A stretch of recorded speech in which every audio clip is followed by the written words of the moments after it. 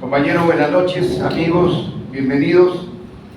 Iniciamos una nueva reunión, la primera del año, pero es la 14ª que tenemos con agenda social del APRA, siempre en la Casa del Pueblo de Miraflores. En esta oportunidad contamos con la gratísima presencia de nuestros invitados, Carlos Pando, Iván Arenas, y bajo la conducción de nuestro querido y gran compañero Enrique Valderrama. Estamos a la espera de María Inés Valdivia, que ya anunció su llegada en unos minutos. Así que, sin más que decirles, empecemos con esta noche de información y de intercambio de ideas apristas entre amigos y compañeros. Bienvenidos, compañeros, y muchas gracias por su presencia. Enrique.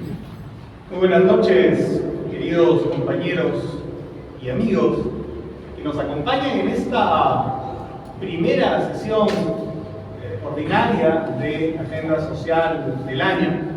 Hemos tenido ya, podemos decir, que este programa tiene ya 3 años en algún sentido, porque la primera fue en diciembre del 2022.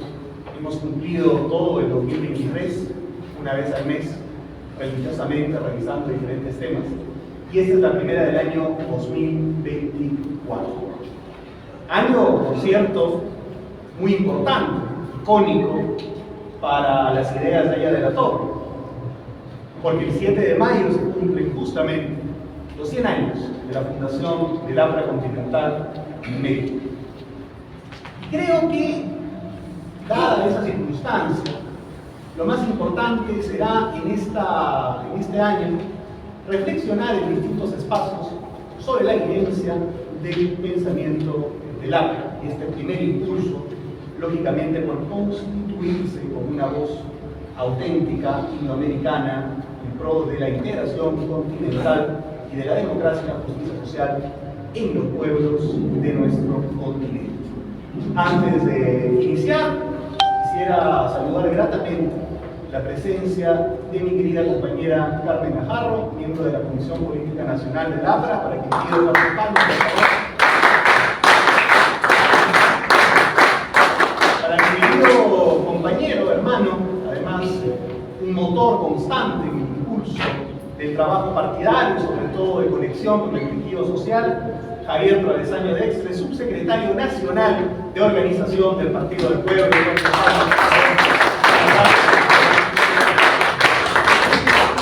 Saludar la presencia del secretario general del Partido del Pueblo en la combativa y dinámica base distrital de Chorrillos, el compañero Juliano Bacigalupo. Muchas gracias por estar acá.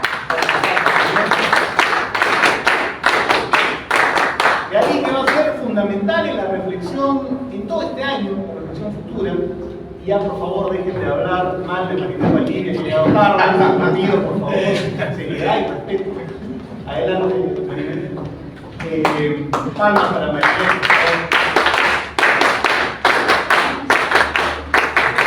Y va a ser fundamental e importante en la reflexión sobre la vigencia del pensamiento aprista, que además ha publicado en los libros, y es seguramente, sin duda, nuestro intelectual orgánico más destacado. Agradezco su presencia, pues honra esta jornada de reflexión. Mi querido compañero, el doctor y profesor universitario, historiador Germán Peralta, muchas gracias por estar aquí.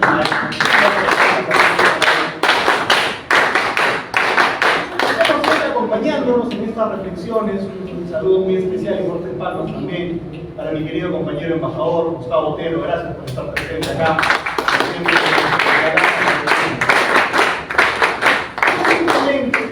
Simplemente voy a dejar una tarea que ha estado siendo a mis espaldas diseccionada y criticada acremente, me han contado por el compañero Peralta, de una serie de preguntas que construí hace algunos años, que hoy día he tratado de encargarle al comando universitario, como he dicho, hoy día les iba a comunicar que les encargaba la discusión y tarea de algunas preguntas importantes y fundamentales.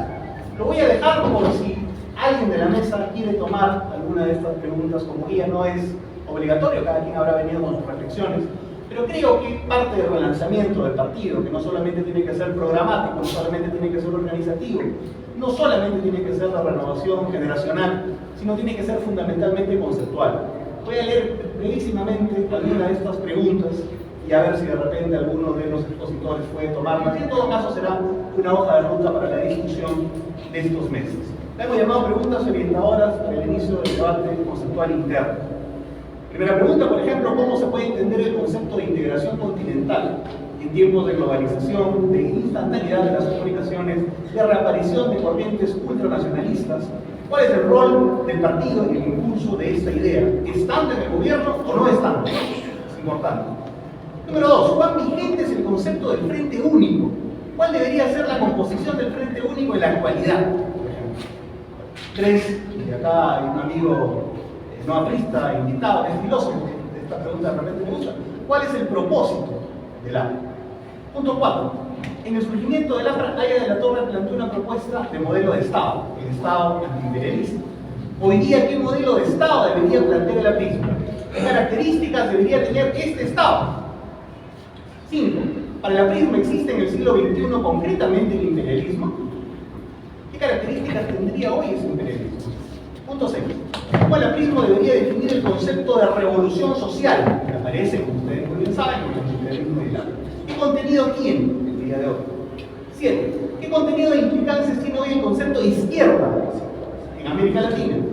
¿El aprismo debe insistir con este vocablo? Porque algunos se van a escandalizar con la sola pregunta. ¿Hay mejores alternativas para diferenciarse de las posiciones clásicamente conocidas como de derecha o conservadoras? Punto 8. ¿Cuál es la tarea histórica del APRA? Punto 9. ¿Cuánto del marxismo y sus principios debe el aprismo reivindicar en la construcción de su narrativa hoy? Punto 10. ¿Cómo lee el aprismo el proceso histórico mundial de los últimos 40 años? ¿Qué posición debe tener respecto a las formas en las que el Perú debe relacionarse con las potencias mundiales hoy avanzadas? Como les comentaba, para el 2028, según el Fondo Monetario Internacional, la primera potencia en términos de PDI va a ser China, la segunda Estados Unidos y la tercera va a ser India, cuarta Indonesia. ¿Cómo el APRA está pensando esas relaciones internacionales, digamos, en ese contexto? 11. ¿Está vigente el concepto del partido entendido como taller y como escuela? Recuerden ustedes que es un texto de 1934 escrito por Aya de la Torre. ¿Qué alcances debería tener y cuáles deberían ser las tareas que se cumplan en esta dimensión? 12. ¿Cuáles son los principios o elementos centrales de la propuesta económica del APRA? Aquí hemos tenido una sesión económica, la gente no se recuerda, y creo que fue el profesor Peralta el que preguntaba a los expositores del capítulo económico por qué era aprista, digamos, la idea que ellos esgrimían. Es una pregunta importante. ¿Está vigente la premisa enunciada por Aya de crear riqueza para el que no la tiene y no quitársela al que la tiene? ¿Y qué tan gravitante resulta para el futuro? ¿Está vigente el punto máximo por la nacionalización de tierras e industrias? ¿Se podría abstraer de su espíritu implicancias importantes para el día de hoy? ¿Cuál es el basamento filosófico de la aprismo? ¿Podríamos conectarlo o enriquecerlo con nuevas tesis filosóficas de los últimos años? Algunos hablan de Rawls, por ejemplo. Punto 14. El punto máximo por la internacionalización del Canal de Panamá, a partir de su espíritu estratégico y geopolítico, ¿puede ser un insumo por un planteamiento distinto o vigente? ¿O es algo que ya definitivamente incluso un espíritu que ha adoptado? 15 y última, respecto a la solidaridad con los pueblos oprimidos del mundo, ¿cuáles serían en la actualidad algunos de esos pueblos oprimidos por el aprismo debe manifestar su solidaridad? Y punto 16, ¿cómo interpreta el aprismo los procesos sociales peruanos en los últimos 40 años? Senderismo, timbrato, transición paneagüista, etapa 2001-2018, que algunos hemos llamado a la República Constitutocrática. ¿Cómo conectan estos episodios sus características con la historia republicana y los principios del aprismo? Muy bien, esta tarea, queridos compañeros, no es necesariamente para la discusión del día de hoy, solamente quería presentarla, porque creo que al limón con el comando universitario podríamos empezar durante todo el año a hacer discusiones sobre estas preguntas que pueden, sin duda, significar una actualización conceptual del partido.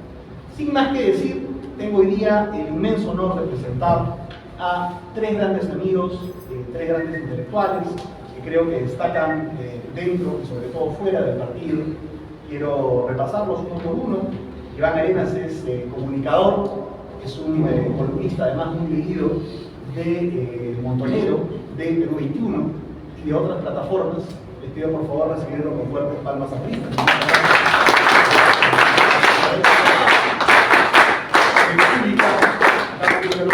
Justamente en Perú 21 sobre el tema del agua.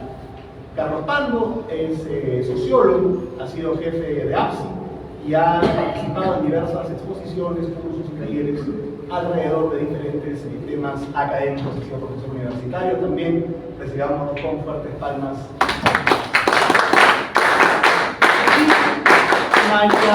María es doctora en historia, nada menos, y además ha realizado también muchas publicaciones que sin duda han aportado sobre el tema de la mujer, el empoderamiento de la mujer, y temas históricos también. Está realizando algunas investigaciones, me parece que alrededor del asunto del liderazgo femenino a propósito de la generación fundadora, creo, a lo largo de la historia del APSA. Recibámonos también, recibamos las fuertes palmas a todos. El estilo alfabético, el inicio de las exposiciones, va a ser una primera exposición de 20 a 22 minutos máximo, una ronda de preguntas de 5 o 6 como máximo, con 1 minuto por cada una de ellas, y finalmente un cierre de 8 minutos por cada uno de estos expositores. Esta conferencia está siendo transmitida por las plataformas virtuales y además quedará grabada para su difusión. Sin más que decir, adelante Javier Iván Arenas con tu primera intervención. Lo recibimos con fuertes palmas a ti.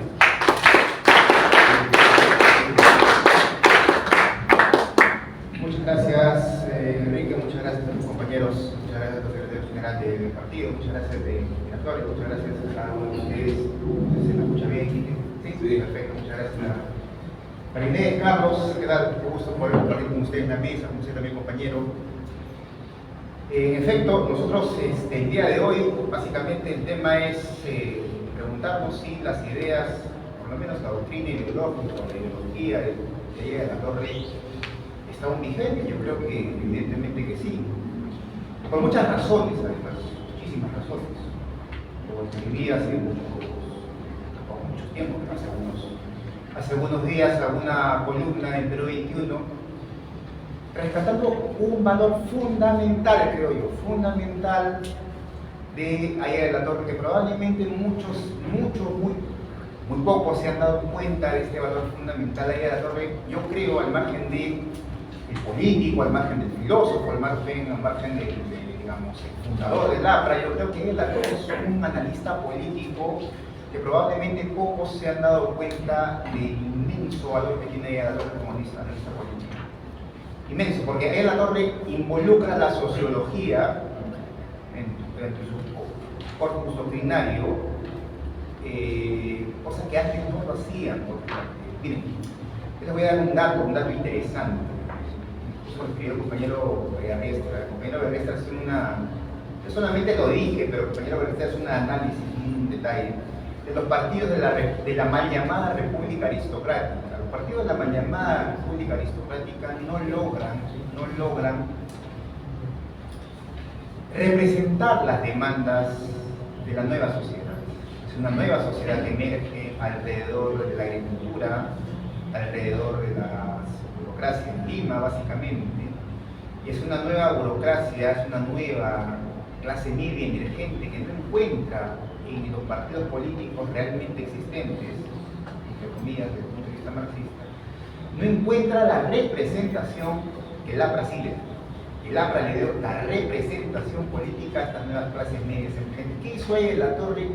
Fundamentalmente, aparte de, evidentemente, tener una propia concepción del marxismo, una propia concepción, inclusive de la dialéctica hegeliana, pues es otro tema, pero Aya de la Torre lee muy bien el escenario político, hace un análisis político y dice que en el Perú no se necesita un partido de clase, sino un partido de fe. Es una cosa extraordinaria que solamente pasa en 2 puntos, en el Perú y en Italia. Antes de eso, de verdad yo quiero esta exposición haberla dedicado a Omar Gandarillas, con el que siempre hemos conversado por esos temas y que desafortunadamente no está con nosotros. Siempre con Omar conversábamos si había alguna comunicación entre Aya de la Torre y Gramsci. Gramsci es uno de los tótems del marxismo. ¿Cuáles ustedes? Ahorita todo el mundo habla de Gramsci. Yo creo que Aya de la Torre tiene una lectura muy parecida a Gramsci, o Gramsci tiene una lectura muy parecida a Torres, de tal manera que quiero ponerles a ustedes en el pensamiento del marxismo mundial, en el pensamiento de la filosofía hegeliana, haya de un lugar preponderante, tan igual como por ejemplo Gramsci, absolutamente, que otros, el comunismo evidentemente no debe reconocer, es una cosa, pero la dimensión de leer el escenario social de la sociología nacional, de decir que partidos realmente existentes no respondían a la demanda, es casi la misma concepción que tiene Gramsci para fundar el Partido Comunista Italiano. ¿Por qué lo digo esto? Discúlpenme de verdad, porque yo quiero nuevamente, de verdad, que nosotros nos sintamos orgullosos, no solamente de todos los sentimientos, sino que en esa dimensión casi universal del pensamiento político, hay la Torre porque tiene incluso mucho más valía que el propio Gramsci, de verdad. Y yo creo que, al margen de que ahora este pensamiento, hay que la Torre hace un descubrimiento absolutamente casi parecido, leyendo. Gramsci dice, no se puede construir un partido, se tiene que hacer un partido de frente, crea el Partido Comunista Italiano, con Togliatti en la cabeza, exactamente como crea, porque dice que la Italia de Mesoyorno es diferente de Italia del norte, pues tiene que haber un partido que unifique las clases, eso dice Gramsci. Y la Torre dice exactamente lo mismo. No encontramos absolutamente ahora, no encontramos ninguna relación entre la lectura de Gramsci y Aya. Y Aya se, además, por muchos años más, por muchos, pero Aya se adelanta. Entonces yo quiero decirles, en este momento que Aya la Torre, desde la dimensión del marxismo y de, digamos, de la tradición marxista, Aya la Torre es mucho. Eso es lo que quiere, pues no quiere más estar bien ahí, tranquilamente podríamos poder refutar. Pero le decir una cosa que es importante, nosotros no estamos haciendo sociología, y es lo que Aya de la Torre hizo. Aya de la Torre, cuando construyó el corpus ideológico, el corpus doctrinario del progresista, hizo básicamente sociología, hizo básicamente sociología. Aya de la Torre vio, en efecto, la república aristocrática, la llamada república aristocrática, se desarmaba, los partidos políticos no representaban a las clases medias emergentes, a las clases medias que nuevamente empezaban a surgir, y Aya de la Torre vio eso. Aya de la Torre hizo lo que luego otro filósofo hizo después de muchos años. Aya de la Torre hizo una cosa que se llama, Marx llamó, eso se llama la vuelta de revés de Hegel, Marx llamó eso. Y Aya de la Torre hace la vuelta de revés de Marx, es alucinante. La dialéctica de imperios es una cosa, yo he estado leyendo hace poco tiempo, dialéctica de imperios, que ahora ha surgido evidentemente la respuesta a la pregunta, la dialéctica de imperios lo ve la Torre hace más o menos 100 años, alucinante, hace una vuelta de revés de Marx. Son cosas que mañana más tarde ojalá que podamos construir un libro en el sentido de cómo Aya de la Torre hace una vuelta de revés de Marx. Es alucinante, no es otra cosa esto. Pero le digo, lo que necesitamos ahora, y para resumiendo, es que necesitamos una lectura sociológica de la realidad. Lo que ha surgido en los últimos años es una nueva clase media, producto de los últimos 30 años, una nueva clase media, una nueva clase media distinta. Ha surgido una cosa que no lo digo yo, lo dice por ejemplo Carlos Franco, que se llama instituciones populares. Las instituciones populares no son ni izquierdas ni derechas, son instituciones populares.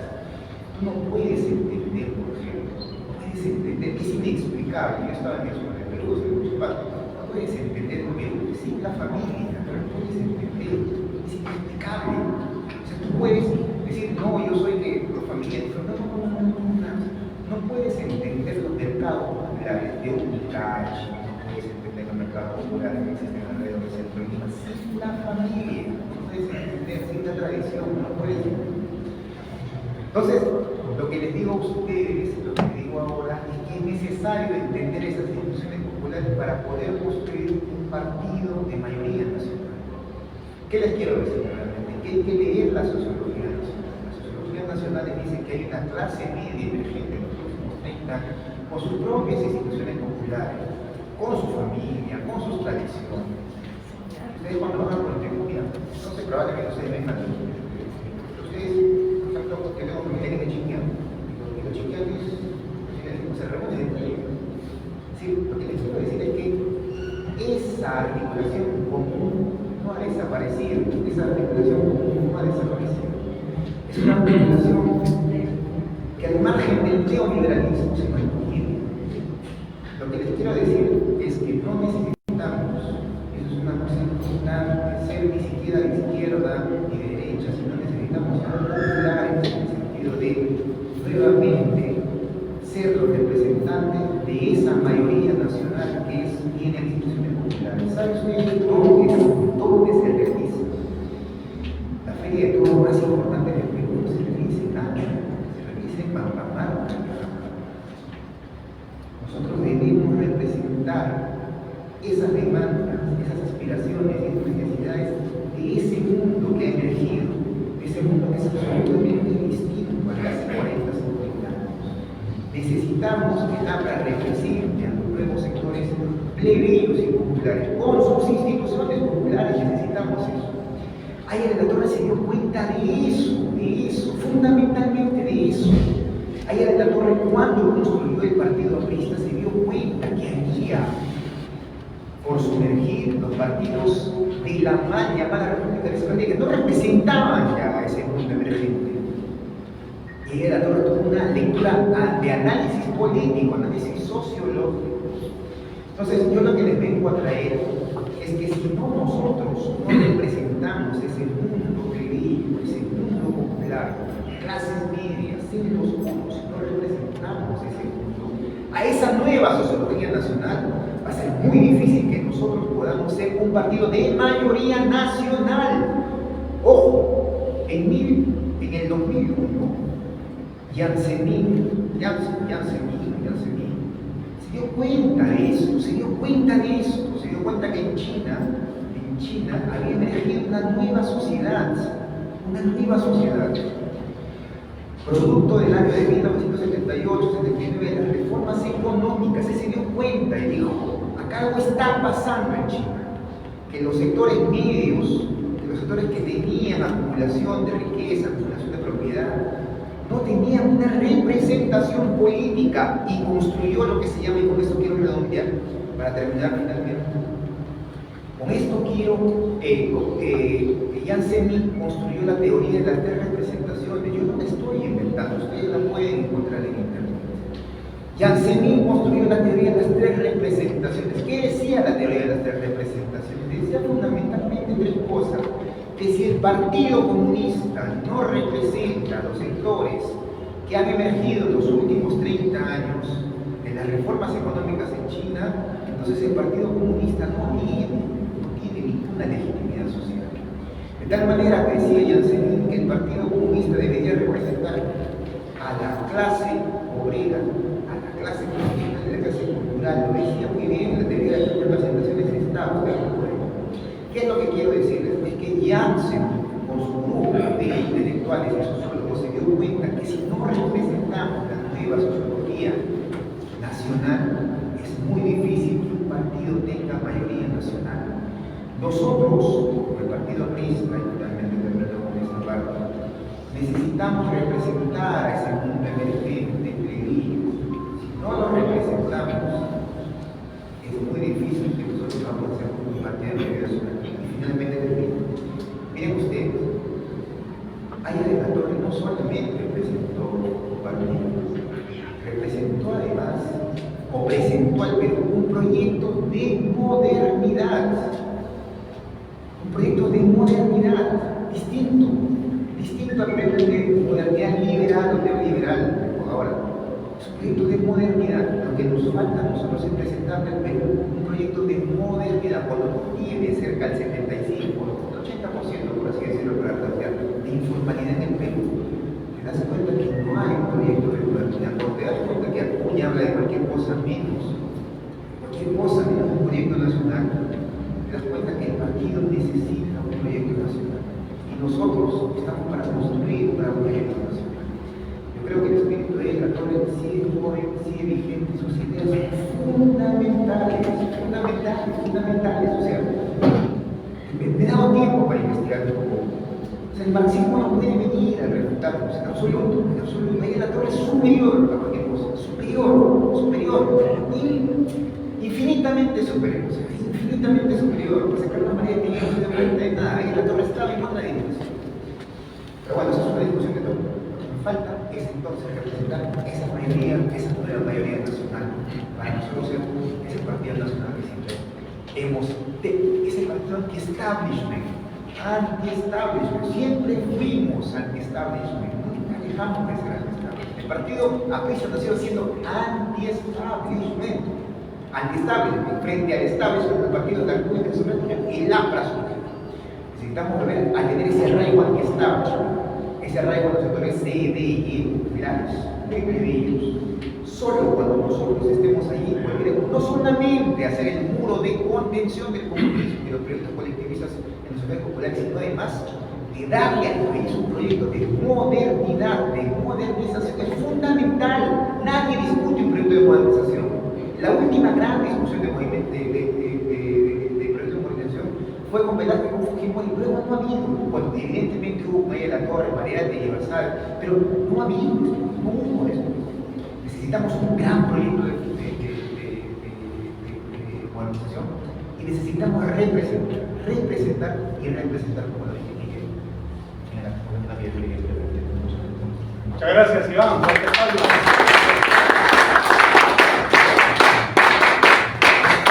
Continuación por 20 minutos la primera intervención de nuestro compañero sociólogo Carlos Palma. Lo recibimos con fuertes palmas.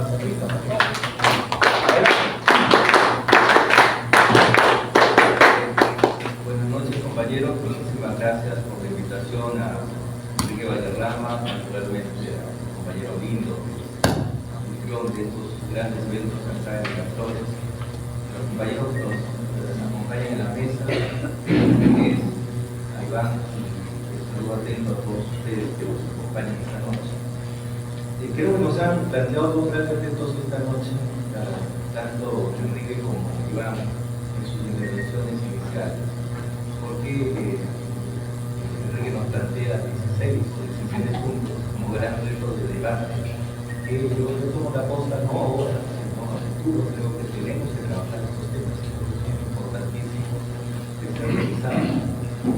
Iván nos plantea un reto aún mayor, nos invita a reconstruir sociológicamente el tiempo previo, pero modernizado y actualizado a la luz de lo que ha pasado a lo largo del siglo XX y el siglo XXI. Vale decir, básicamente, la gran migración, campo-ciudad, la constitución de la nueva ciudad urbana, yo diría, del nuevo mundo rural, post-reforma agraria, y post-parcelación de las cooperativas agrarias.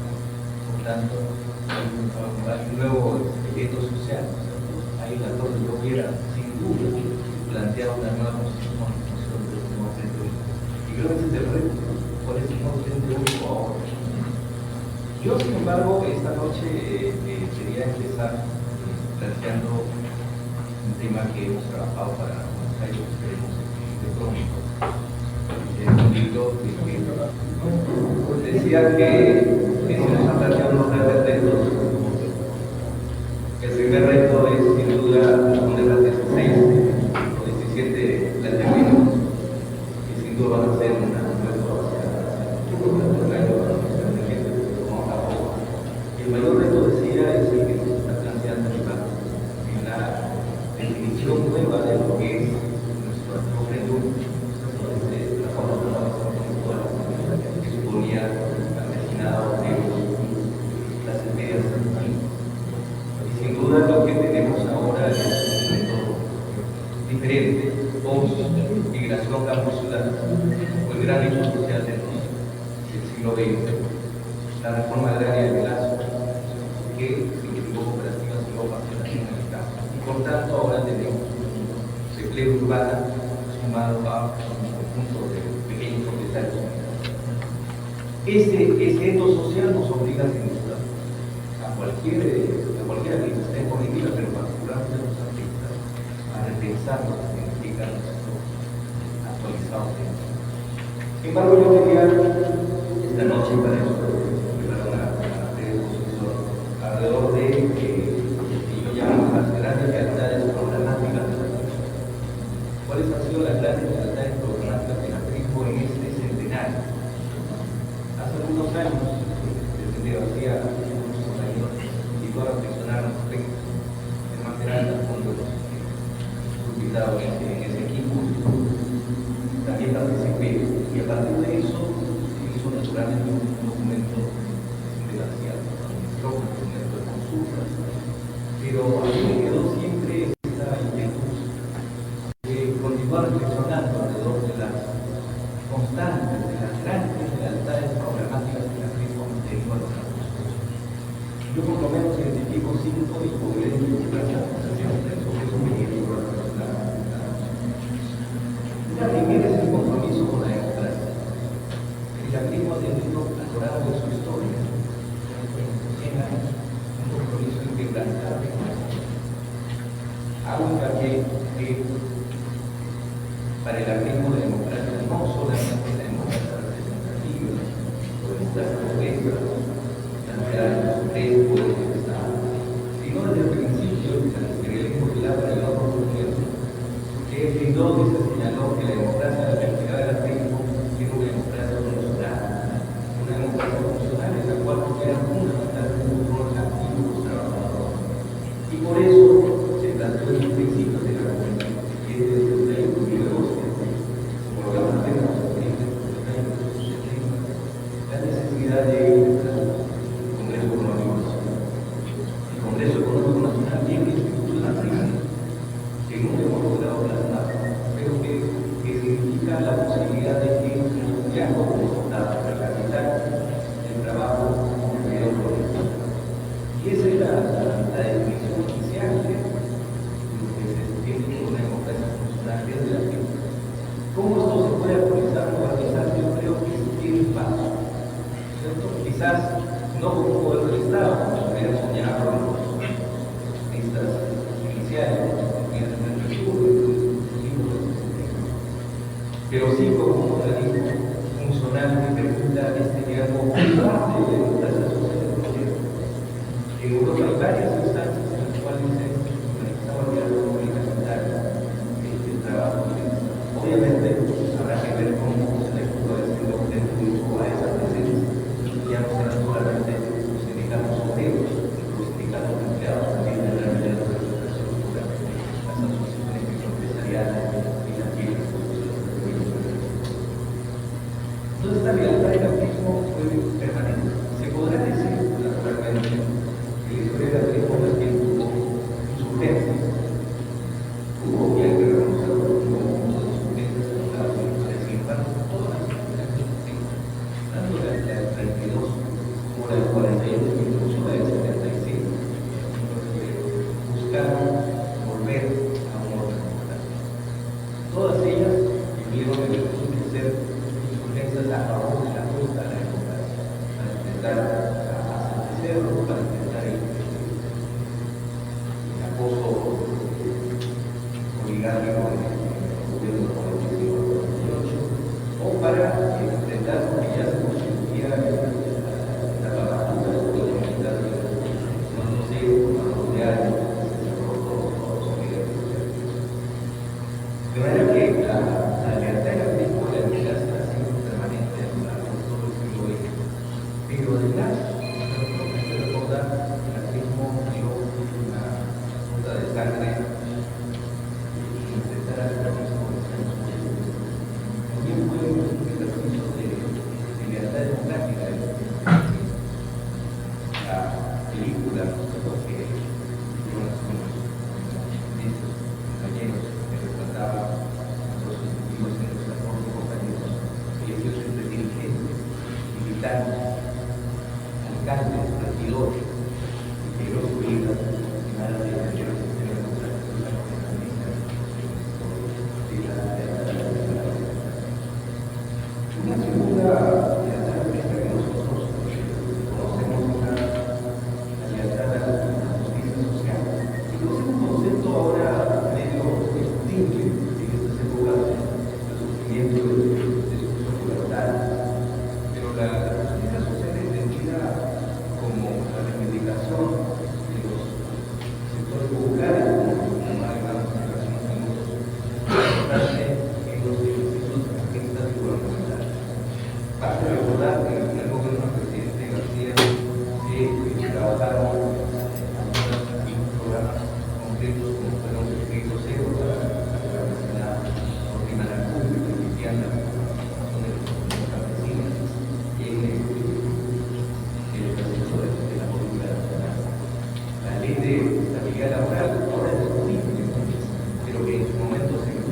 la posibilidad de tener una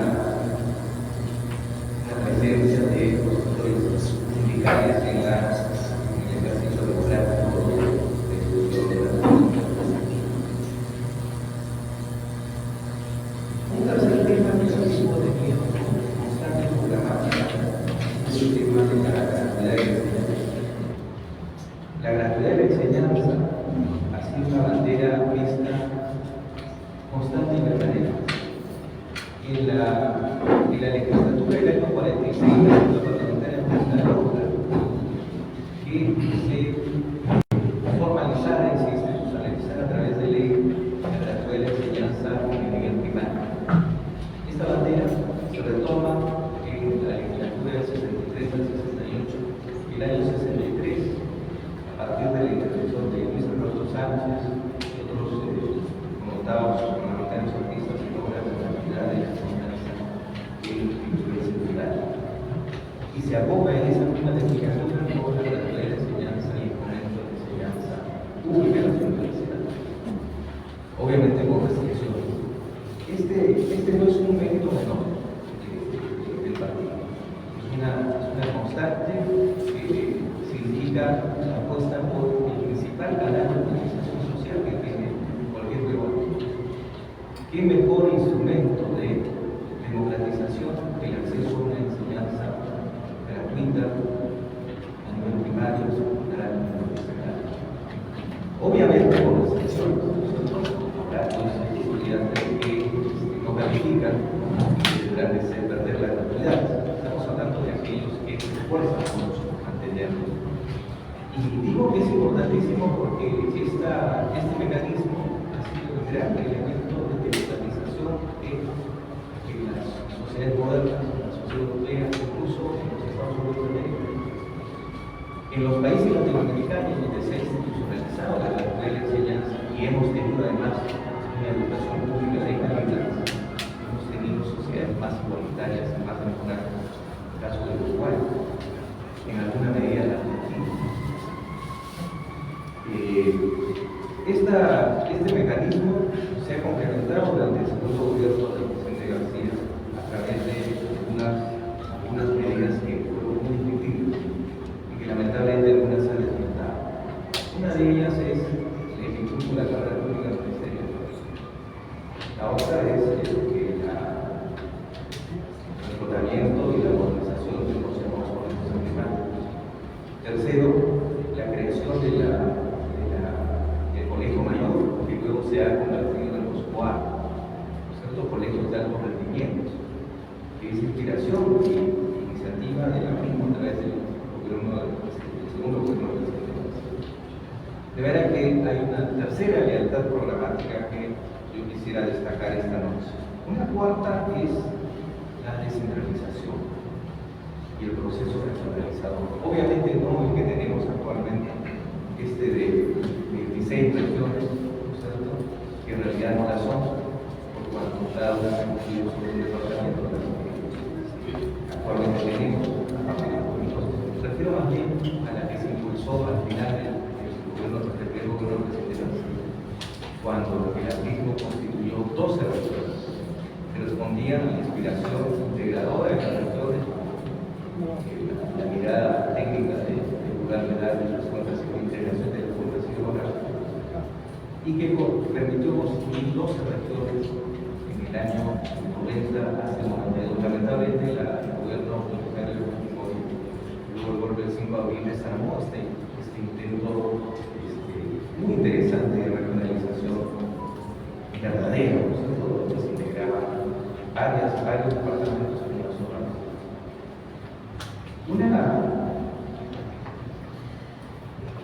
Una última lealtad programática que yo rescataría y que se ha mencionado esta noche es el de la construcción de la patria grande de integración latinoamericana. El acrismo recordemos, fue excluido de la participación política a partir del artículo 53 de la Constitución. ¿Por qué? Porque era considerado un partido internacional. El acrismo desde un principio levantó las banderas de la integración latinoamericana, de la gran patria grande, del continente, que hablaba cómo esto se ha materializado en políticas públicas y políticas de integración latinoamericana. Ha habido algunos intentos, el Pacto Andino, otros, como el Mercosur, que han sido integración económica y comercial, la misma UNASUR, con todas las instancias que podemos tener como socialismo del siglo XXI. Sin embargo, han tenido de alguna manera inspiración en las ideas de la integración latinoamericana. Yo creo que ahí quizás es una bandera programática que hemos tenido siempre, pero que lamentablemente en los últimos años no se ha podido destacar.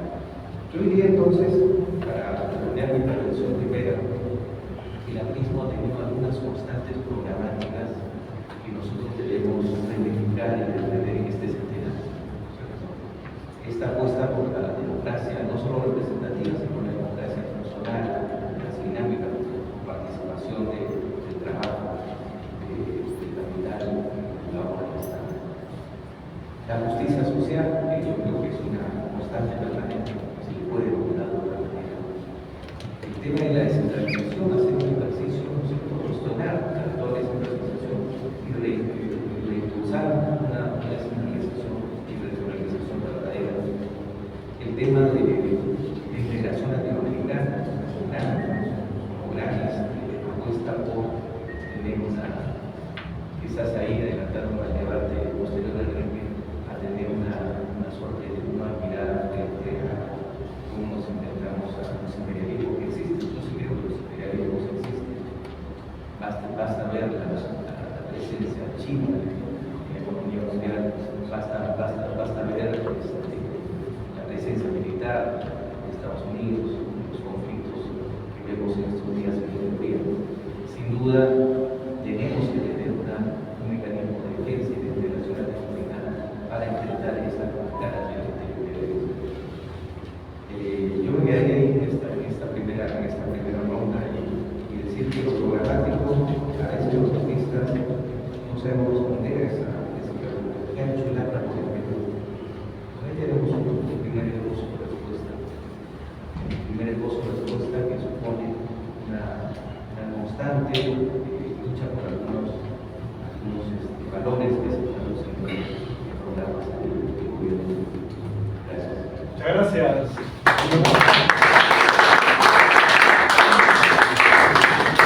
Nos vemos en primera intervención también por 20 minutos María Inés Valdivia. La recibimos con fuertes palmas, por favor.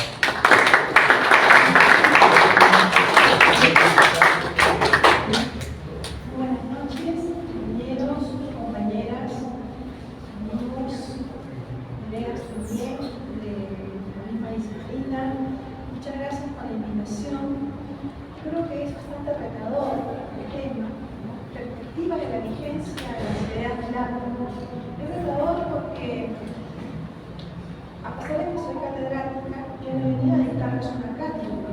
Creo que las perspectivas, las respuestas tienen que salir de un consenso construido democráticamente desde abajo, como fue en el pasado y como a lo largo de la historia casi centenaria, se llevó a cabo primero desde la perspectiva transnacional y luego cuando el Partido Aprista se conforma como una organización política nacional. Entonces es muy retador por lo menos aproximarme a dar algunas líneas sobre el tema que me ha planteado Enrique. Sin duda el APRA tiene la impronta de Aya de la Torre, todo el mundo me conoce, es imposible no pensar en el APRA sin la figura de Aya de la Torre. Pero también es imposible no entender el APRA sin la generación que rodeó a Aya de la Torre. El Cox, Juan, un temprano Vallejo, tenía muchas simpatías al principio, había una amistad con Aya de la Torre. Incluso Mariana, porque el Linde viene del 28, pero la perspectiva, la relación o la crítica al imperialismo también está presente en Mariana. Hoy en día podemos decir estas cosas porque la historiografía, es decir, la historia que se ha producido desde ese momento al presente, nos lo permite. El APRA Para entender primero la perspectiva de la vigencia de las ideas del APRA, creo yo que es importante primero mirar hacia atrás. Carlos nos ha contado el devenir del APRA en distintos momentos, un poco en el 30, luego su posición respecto al grupo político crítico opuesto a las dictaduras de turno, y distintos planteamientos del APRA que son reconocidos hasta el presente. El APRA es un partido que blanquea en vida. Allá en la Torre no pudo alcanzar el poder para él, pese a que fue un gran respaldo en dos por lo menos gobiernos,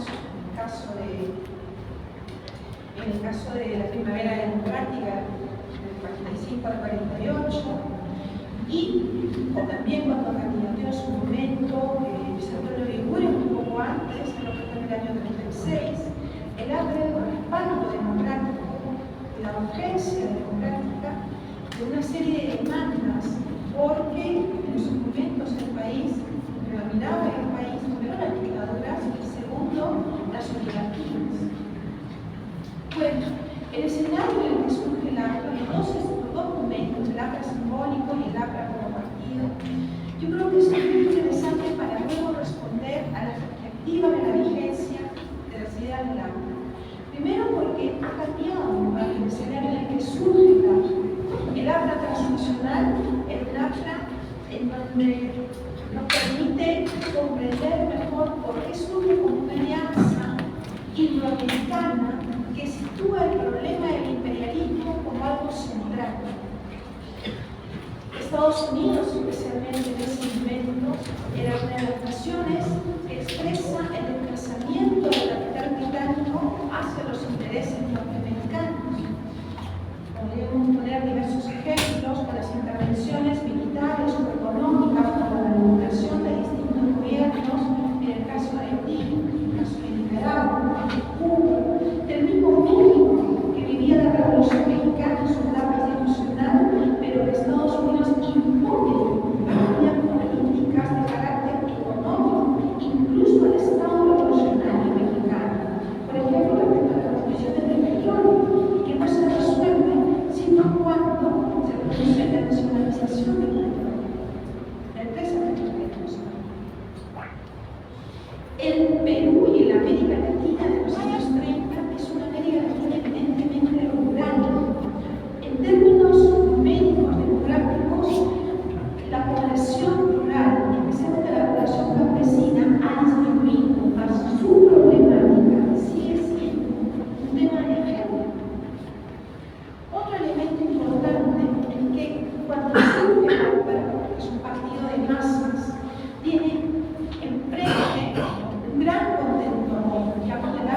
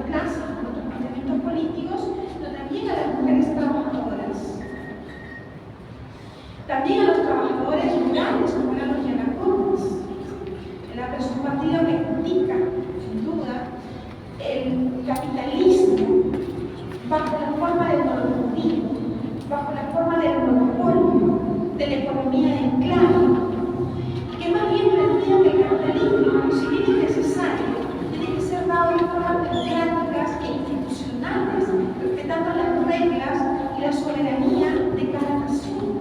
Y es por eso que en 2024 se le va a recordar al APRA como, en términos simbólicos, porque es una organización política transnacional cuya agenda fue importante no solamente para el Perú, sino para México, para Chile, para el Partido Aprista Argentino, que tuvo bastante impronta en Rosario, para Centroamérica, para las Antillas, para Venezuela, que en esos tiempos, en ese momento, tenían la presencia de diversos tiranos, dictadores o títeres de su momento, del capitalismo norteamericano o británico. Yo creo que el APRA que surge en ese contexto y la agenda que se planteó bajo los 5 puntos de la predica tan conocida para el mundo político y social, la acción contra el imperialismo, por la unidad política de América Latina, por la nacionalización de tierras e industrias, por la internacionalización del Canal de Panamá, que era el territorio que, de forma manipulada, Estados Unidos promueve la independencia de Panamá, como también la promovió en el caso de Cuba respecto a España, por la solidaridad de los pueblos y las clases oprimidas del mundo. Esos 5 puntos tan brutales que eran una agenda principalísima, hoy en día, sin dejar de estar del todo vigentes, hoy en día nos pone en una necesidad, creo yo, de considerar también que nuestra agenda política y social es más poliédrica, porque los problemas que enfrentamos hoy día son más diversos y complejos. El capitalismo es hoy día mucho más complejo, actúa en términos transnacionales de forma poderosa. Mi antecesor, el primer Iván, citado a Gramsci, pero hoy día también tenemos que entender que la cultura, especialmente el imperialismo, se sitúa también en términos culturales. La televisión, la Netflix, podríamos situar, los mecanismos por los cuales la cultura construye consensos políticos son muy poderosos hoy en día. Entonces, el mundo ha cambiado, sí. La pregunta que podríamos hacernos es si el APRA, que fue constituido en los años 30, debería tener la misma agenda o incorporar otras cosas nuevas, precisamente porque el mundo ha cambiado en gran parte, aunque algunas cosas no. Yo diría que el imperialismo es una de las cosas que no ha cambiado, sino que más bien se ha complejizado. Y es más difícil actuar y reconocer incluso. Que además hay otros problemas que son transnacionales. En la década del 30 nos enfrentábamos, por ejemplo, de los problemas de la migración transnacional, que en el caso de la América Latina se venía, no es que nos íbamos. Y la descapitalización humana, o sea, las posibilidades del verdadero desarrollo y de la soberanía que tiene una nación mediante la inversión que hace el capital humano, hoy en día, que la hacemos, mal que bien, hoy en día la mayor parte del capital humano, el más desarrollado, y emigra mediante vínculos, no se va cualquiera, se van los mejores. Y eso condena a una nación a su desarrollo. Por ejemplo, eso lo podemos observar en términos educativos. Siempre escucho hablar de la agenda educativa, pero señores, la agenda educativa ya no pasa por solamente saber leer y escribir. Hay otras cosas. Nosotros vamos a enfrentar en este siglo una tremenda crisis de trabajo, de empleo, precisamente porque no somos capaces de adaptarnos a la cuarta revolución industrial, a la sustitución de la mano de obra por máquinas, porque no somos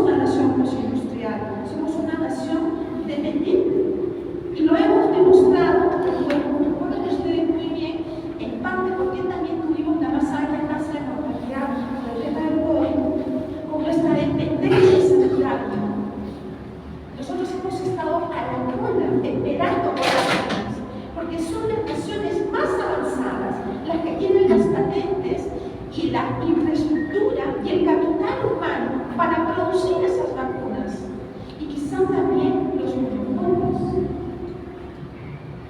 Entonces, cuando me preguntan, yo no tengo una respuesta, sino lo que puedo dar es algunas ideas, algunas reflexiones sobre lo que se viene para el APRA. Es que esa agenda de los 5 puntos en parte tiene vigencia. El imperialismo mutado, hablamos de la globalización, pero también presenta, es una globalización incluso que sobrepasa la acción de los Estados-nación.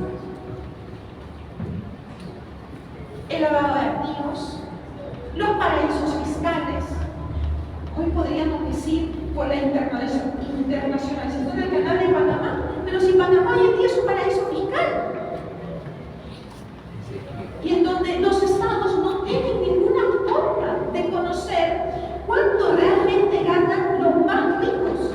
La riqueza hoy en día es, los más ricos son más, muchos más, sí, pero la desigualdad también es mayor, tanto en los países capitalistas como en los países donde existe el capitalismo de Estado, o comunistas. Entonces el problema es mucho mayor.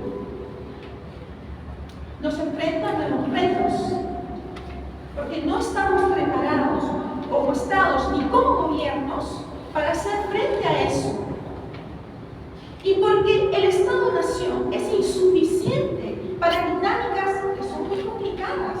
Hemos visto hace poco la crisis ecuatoriana, y ayer justo he conversado con un especialista en temas del Ministerio del Interior, que concluyó eso, que las acciones que pueda tomar un Estado son insuficientes, porque las dinámicas transnacionales, las dinámicas de la migración, las dinámicas del narcotráfico están más preparadas y son incluso hasta más modernas, están más armadas que los Estados-nación, que las acciones que podamos tomar nosotros como gobierno.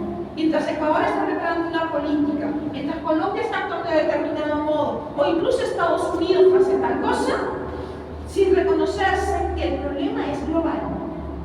Y por lo tanto exige acciones globales y acuerdos que realmente se cumplan, en donde hay uno que consume y hay uno que produce.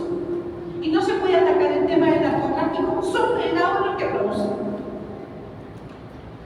porque si no también sería una política de iniquidad. No me refiero a la desigualdad, sino a la injusticia. Y creo que la apertura tiene respuestas a eso, reflexionar sobre eso. No me quiero ganar los 20 minutos porque se van a poner para ahí.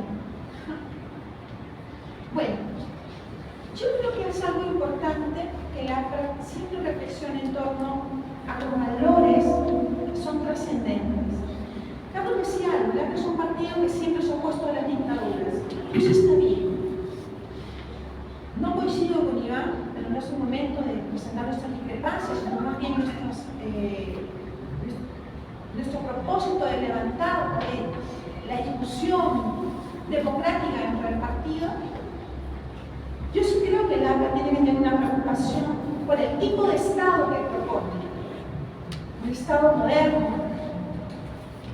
un Estado que luche contra la corrupción, un Estado eficiente, un Estado que sea capaz de entender también las dinámicas globales y no solamente las locales, un Estado que sea capaz de meterse en el último rincón del país, en el distrito, en el caserío, un Estado que también entienda la multiculturalidad o la interculturalidad, mejor lo último, porque es la complejidad.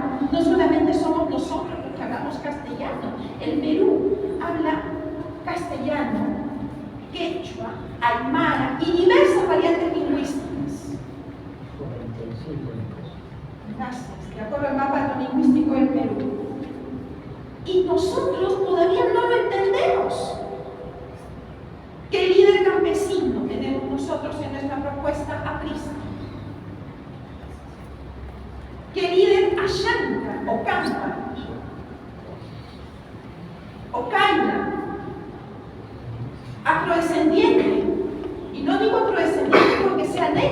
sino afrodescendiente porque reivindique siglos de expoliación. Los africanos no eran esclavos, fueron esclavizados, o sea, artesanalizados de su lugar de origen. Y el país, guste o no, tiene una deuda histórica con ellos. Y por eso se hacen políticas públicas afirmativas en su favor. Pero el hambre no lidera eso. Pero deberíamos, por lo menos, discutir. El tema de la paridad, por ejemplo, que tanto se dice en el hambre, y dijo una cosa bien interesante: la familia une. ¿Pero acaso hay un solo modelo de familia? Del 30 hacia hoy, la Universidad del Pacífico ha sacado un informe. No confundamos la familia reconocida en términos jurídicos, que reconoce la consanguínea, y también la familia que uno establece por los términos simbólicos, con la familia tal y como lo considera una sociedad que va cambiando. Familias unipersonales, familias monoparentales, familias de dos que deciden no tener hijos, familias ampliadas, familias de corte simbólico, es decir, que no son consanguíneas, son por adopción o porque hay una relación simbólica con los padrinazgos, por ejemplo. Yo, por ejemplo, soy adoptado. Simbólicamente mi madrina no me criaron mis padres, pero fungieron de padres y fueron mis padres. Ese es el Perú. Y si no reconocemos la estadística y la traducimos socialmente para entender ese Perú contemporáneo, y solamente entiendo, yo rescato el origen del arte, el proceso del arte, es enriquecedor, es retador, pero también implica que nosotros tenemos una deuda con nuestro pasado. Están a la altura de los que pensaron y reflexionaron en el arte en su momento, porque ellos fueron vanguardistas en su momento. Nosotros no somos. Yo creo que hay cierta desidia a discutir estos temas, cierto relajo, y también estamos pagando el precio de haber estado distantes de la democratización desde abajo, del temor de discutir con argumentos, porque el yo opino es de los opinólogos, pero hay que opinar con argumentos y sin capricho y con capacidad de decir, bueno, me equivoqué, puedo cambiar, tú tienes razón de pronto, demuéstramelo. Entonces, para finalizar esta primera intervención, los 5 puntos son esenciales. Actualizarnos de acuerdo a los problemas contemporáneos. Yo sí creo que el arte tiene que tener siempre una mirada del Estado. Es un partido que siempre se preparó para gobernar y se gobierna con el Estado, que es un Estado más vulnerable, eso sí. Yo no creo en el Estado que solamente regule. Es importante que regule, pero es un Estado técnico. Tiene que ser un Estado eficiente, con cuadros preparados. Tiene que ser hasta cierto punto planificador. Hemos renunciado a la planificación porque eso nos dijo la agenda liberal, neoliberal o como quieran llamarlo. Y es necesario planificar o tener una idea por lo menos de qué se quiere para el Perú. Ya no estamos en el 24, ya no habrá la agenda 2030, será para el 2050. En materia hídrica, en materia de energías no renovables, en materia de salir de una economía solamente de materias primas. La reportación es muy valiosa, pero recuerden también que la tecnología implica un distanciamiento entre las naciones. Los que acceden a la tecnología son países más desarrollados, con mayor valor agregado. India ha hecho ese esfuerzo, pese a ser un país evidentemente desigual. China ha hecho ese esfuerzo. Y entonces tenemos que entender esas dinámicas y preocuparnos por salir de los convencionalismos de la educación tradicional. Y creo que hasta aquí lo dejo, porque seguro que hay muchas inquietudes y vamos a poder dialogar e intercambiar ideas. Muchas gracias. Muchas gracias.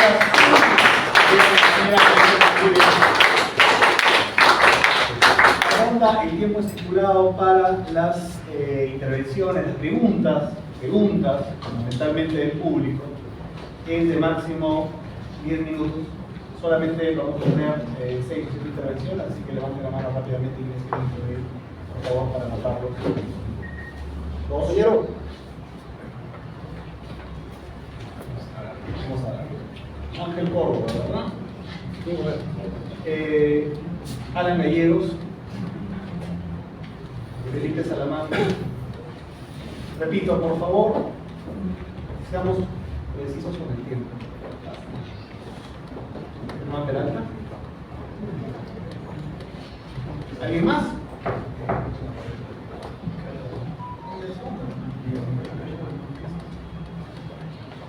¿Alguien más? ¿Cerramos?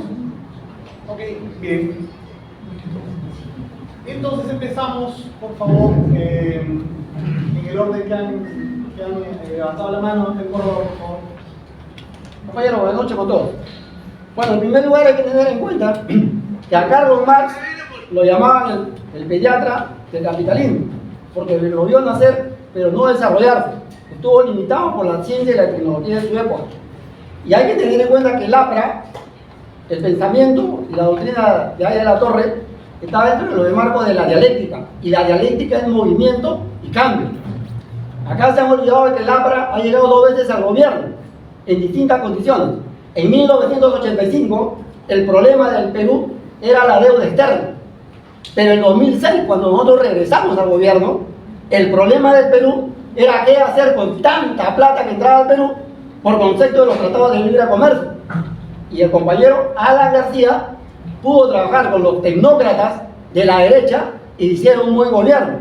Y yo quiero decirle a la compañera que no sea tan pesimista, porque en el gobierno de Alan, con la Constitución del 93, que defendía el libre mercado, se pudo reducir la pobreza al 20%. Éramos la segunda economía en el mundo que crecía al 9%. Hoy en día, compañeros, hay que ser pragmáticos. En China han acuñado una nueva frase: no importa de qué color sea el gato, con tal que cace ratones. Yo el otro día discrepaba con el compañero Benetú y le decía que si ellos siguen pregonando el pasado, el APRA va a dejar de ser un partido político y se va a convertir en un asilo de ancianos. La pregunta para la mesa es, compañeros, ¿ustedes creen que es necesario que haya en el partido un congreso ideológico? Gracias. Bien, Alan Gallegos. Bueno, compañeros, mi pregunta es con respecto a lo que mencionó la compañera, y es que yo llevo esa misma línea con respecto a el partido aprista nunca ha sido conservador, pero en estos últimos años, o por lo menos cuando nos han representado en el Congreso, nuestros representantes siempre han sido conservadores, o así lo demostraron. Hasta podríamos decir que algunos eran vistos como lobistas, lo que el aprismo nunca ha profesado. Por eso yo quisiera preguntar con respecto a qué tipo de grupo tendríamos que nosotros formar con respecto a los puntos que dijo la compañera y poder tocar cada problemática que está pasando en Perú para poder llevarlo a cabo, porque una persona no va a resolver todo y se va a necesitar un grupo en totalidad. Gracias. Gracias. Felipe Salamanca, por favor. Compañeros, ante todo, muy buenas noches.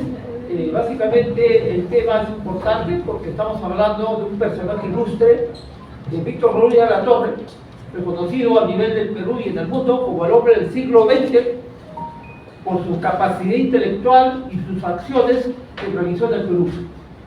Una de las acciones que podemos comentar, de las muchas que hizo, es el día 15 de enero de 1919 se conquistó las 8 horas peruanas, las 8 horas de trabajo, y justamente en ese entonces el líder joven estudiante demostró con sus acciones, bajo una organización planificada, bajo su estrategia, su pensamiento de lo que quería buscar, lo que llamamos el principio de justicia social a quienes están básicamente oprimidos por grupos de poder. Por eso es que nosotros rescatamos ese principio, porque fue el ejemplo para una nueva generación que creció y posteriormente en el año 1924, el 7 de mayo, en México, se fundara una generación bajo esos principios de dignidad, de justicia, paz y solidaridad, no solamente para el Perú, sino bajo la cosmovisión latinoamericana, que teníamos el pensamiento de quienes abrazamos lo que llamamos la justicia social. Entonces yo digo básicamente, compañeros, que una experiencia, porque yo como joven aprista he estado en muchas situaciones de lucha social. He sido secretario general de Editora Perú del Diario Oficial Peruano. He sido vicepresidente de la Federación Gráfica del Perú, que fue una de las federaciones que conjuntamente con la Federación Textil hizo la lucha para la conquista de las 8 horas. Y casualmente estuvo ahí plegado las dos federaciones, la Federación Textil y la Federación Gráfica del Perú, a quien dignamente yo representé también en su momento dado hace como 6-7 años. Ahora, por situaciones que se dan, el tiempo, el espacio, como dice, hacen que tengamos que hacer labores en otras dimensiones. Pero no perdamos la esencia de estar en las masas. No perdamos la esencia de estar en la multitud, no perdamos la esencia de estar solamente encerrados en 4 paredes y discutir bajo principios qué hacemos cuando hay que hacer mucho afuera. Y por eso yo digo una pregunta que dijo Víctor Manuel de la Torre: no hay pueblo malo ni masa mala, lo que existe son buenos o malos dirigentes, compañeros. Y yo le pregunto, ¿tenemos buenos o malos dirigentes actualmente en el partido? ¿Por qué hemos retrocedido cuando somos una alternativa democrática a nivel nacional e internacional? ¿Qué pasa con el partido que hemos llegado a un momento dado de que no hemos podido pasar lo que llamamos la valla electoral? Por eso tenemos que ser conscientes de que tenemos que cumplir una labor, escoger a buenos dirigentes, y si escogemos a malos dirigentes, ¿qué va a pasar, compañero? Vamos a estar en una etapa donde no despertamos, pero despertar significa que la masa también imponga sus candidatos y que no nos impongan bajo el poder de grupos de poder, bajo intereses personales. Por eso es mi pregunta. El partido tiene que imponer básicamente a buenos dirigentes para volver a nuevamente a ser un buen partido bajo el estilo de la democracia, compañeros.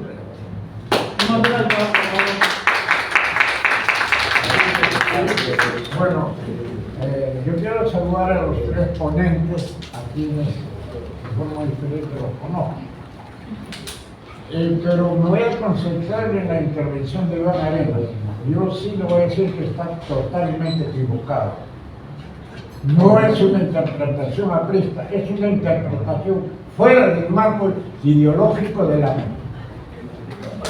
Primero, ahí en la Torre, antes que sociólogo, fue estudiante de Mayakovsky.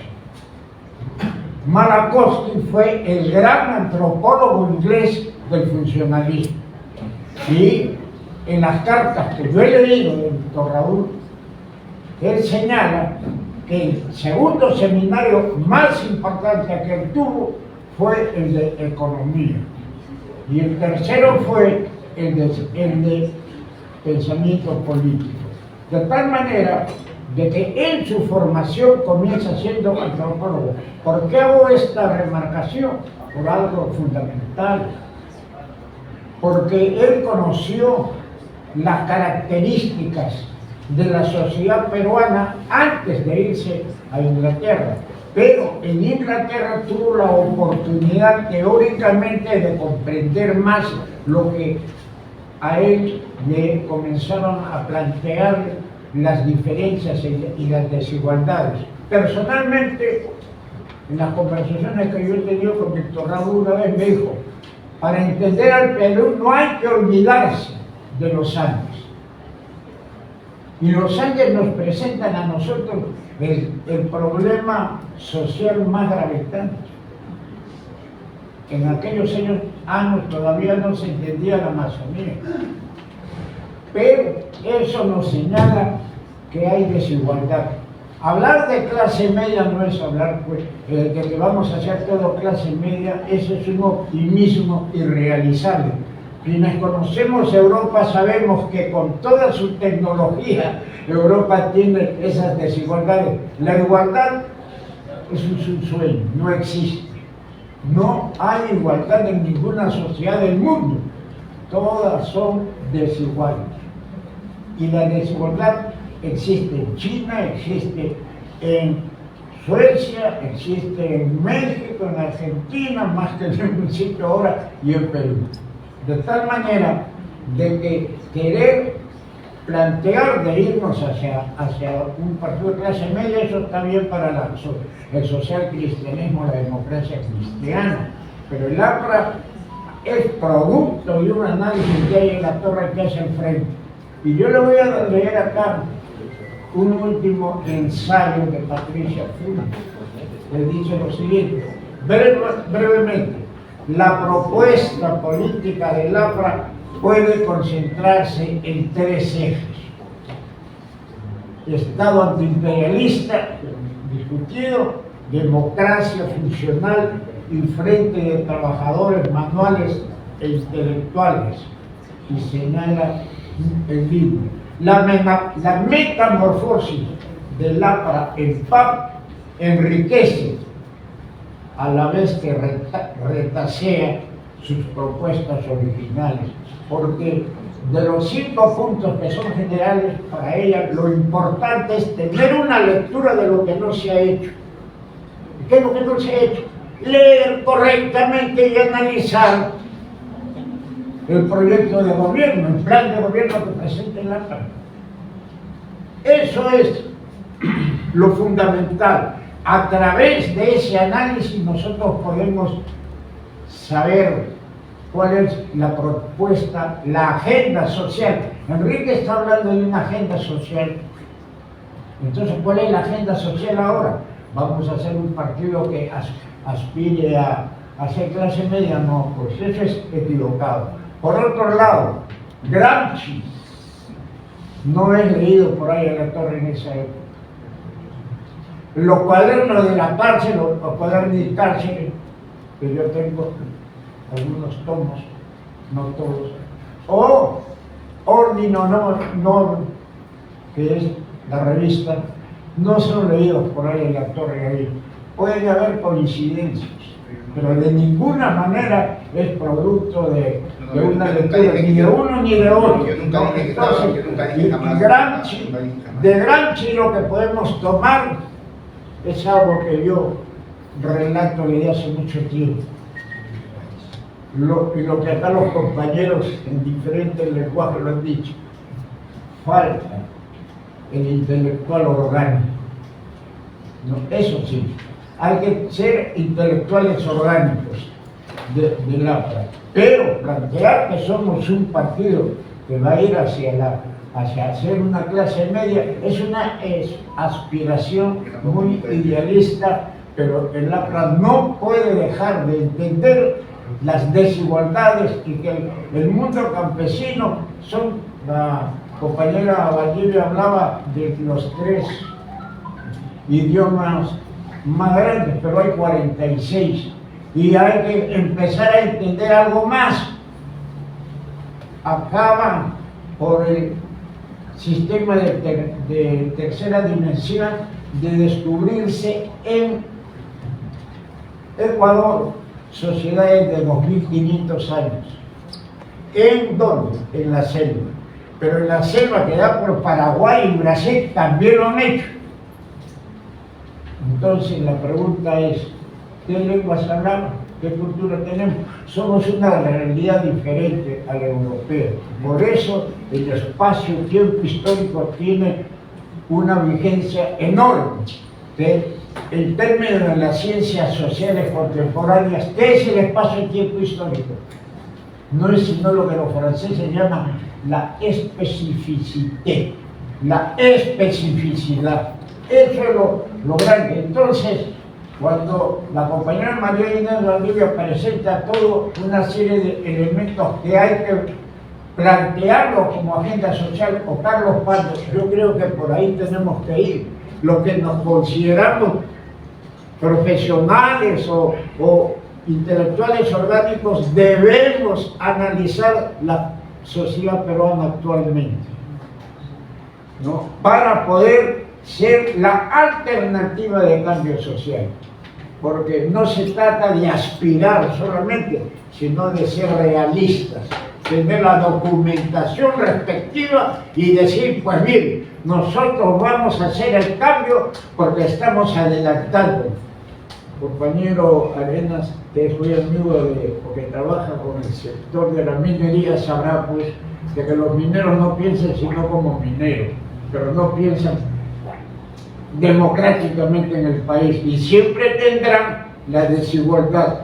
Sus obreros, los mineros, trabajarán siempre con salarios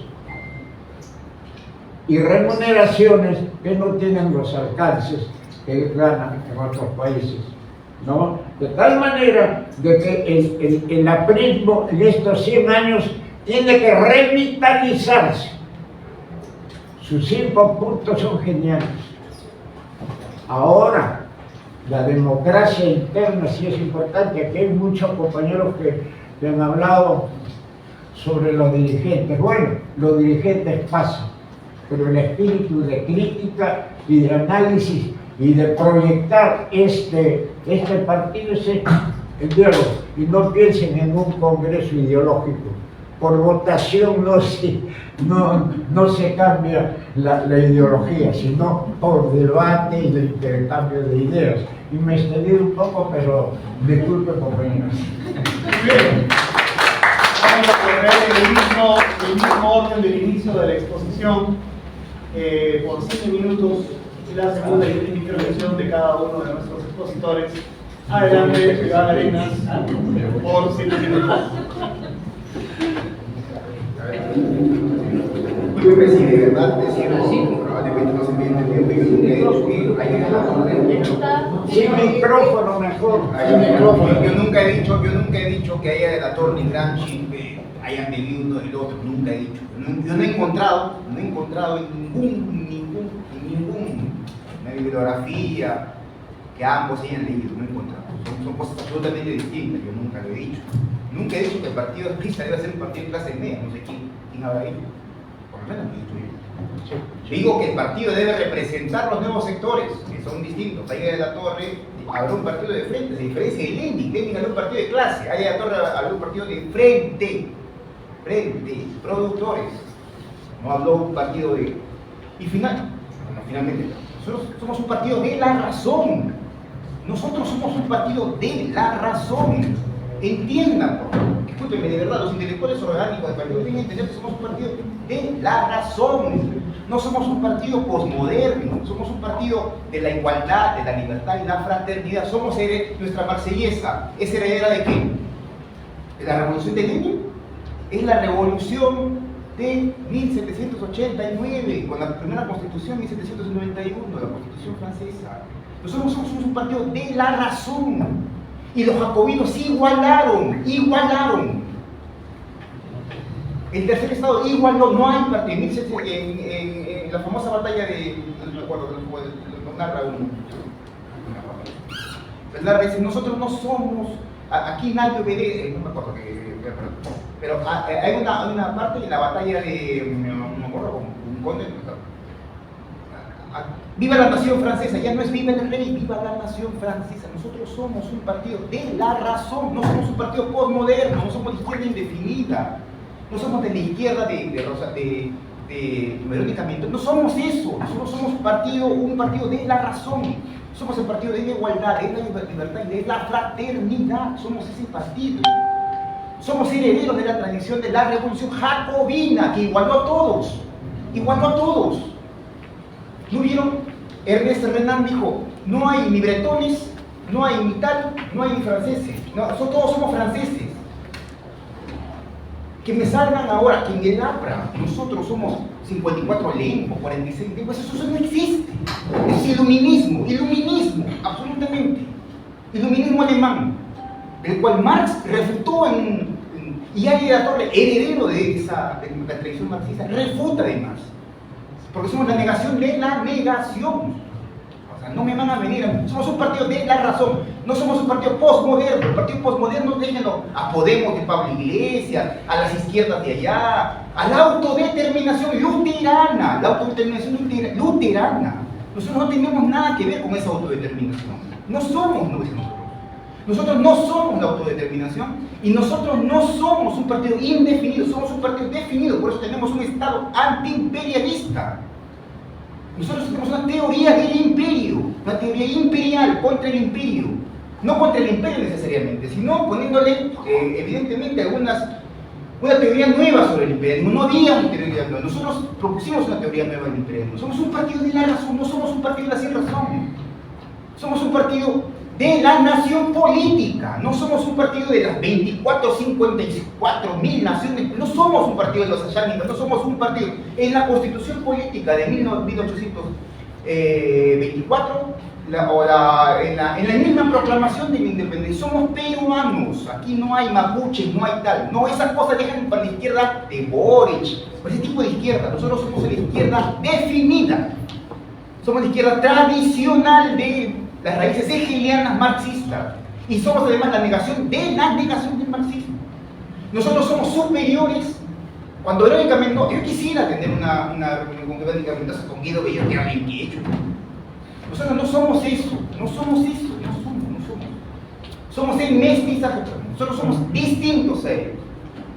De tal manera que yo no acepto que se me pongan cosas, y no acepto además negar la tradición de ella de la Torre, que es una tradición absolutamente jacobina, porque iguala a todos, iguala. No me vengan con posmodernismo, no me vengan con teorías, no me vengan con eso. Nosotros somos, desde el punto de vista marxista, somos hegelianos. Y Marx, por eso ya, Marx hace una vuelta de revés y Aya de la Torre es una cosa que más tarde, les aseguro, más tarde se va a estudiar. Aya de la Torre le hace una vuelta del revés de Marx. No hay ninguno, ni siquiera Gramsci, que le haya una vuelta del revés de Marx. Ninguno. Ahora, la tradición hay una tradición en la escuela de Oviedo, que le hace la vuelta del revés. Cuando tú ves la teoría de la vuelta del revés de ahora, la teoría del revés del imperialismo, te das cuenta que es punto a punto lo que es la Torre dijo en 1925. Punto a punto. Nosotros somos la superación de eso. Pero nosotros no dejamos de ser jacobinos en el sentido de la igualdad. No dejamos de ser eso. Quien deja de ser igual, jacobino, y deja de ser igual, no cree en igualdad. España sufre de eso. Sufre de una izquierda indefinida que ha creído en cosas